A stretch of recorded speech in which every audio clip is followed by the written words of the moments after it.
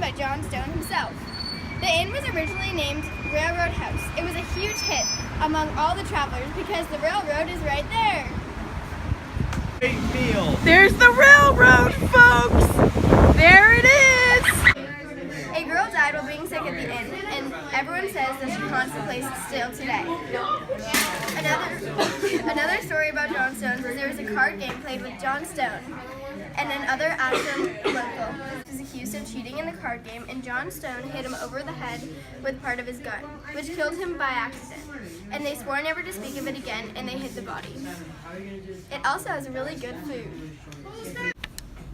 This is Devil's Den. It is located between the Ashland High School and Wildwood Cemetery. Devil's Den was most likely used by the Indians living in the area. It is a talus cave which is formed where irregularly shaped rocks are piled on top of each other and one usually located on a sloped surface. Archaeologists found evidence of early Indian activity.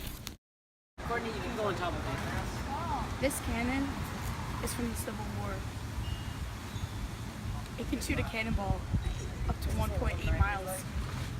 That's a lot of distance. Also, it weighs 8,565 pounds. Unbelievable. Also in the site, please come. On June 21st, 1996, in approximately a week, it'll be the anniversary, if I did my calculations right, the 20th year anniversary of this time capsule that was buried at this site.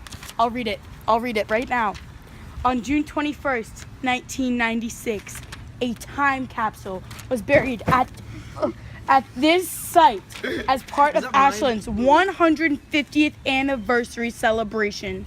This time capsule is to be opened on June 21st, 2046 in celebration of Ashland's 200th anniversary. Now that's Ashland for you folks.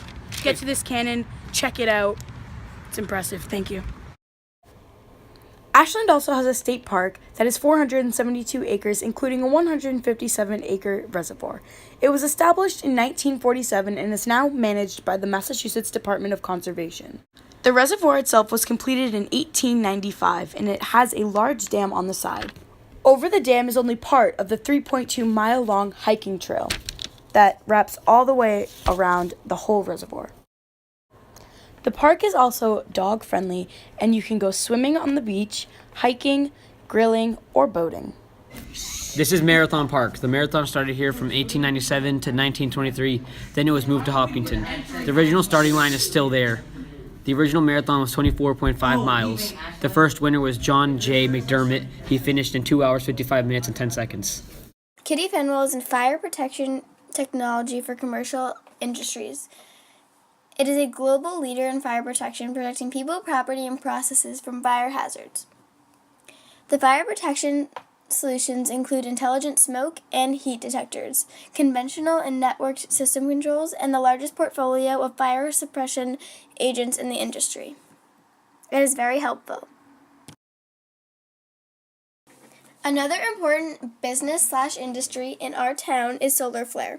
Solar Flare designs, permits, installs solar panels. It is beneficial to our environment. Quoted by Solar Flare, it is a turnkey solar installer.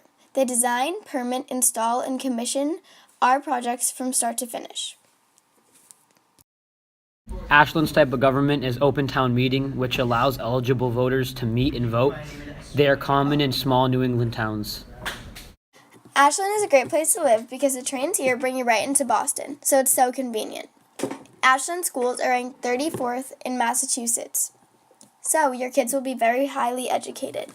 Up to 60% of Ashland residents are married, so it's a great family community.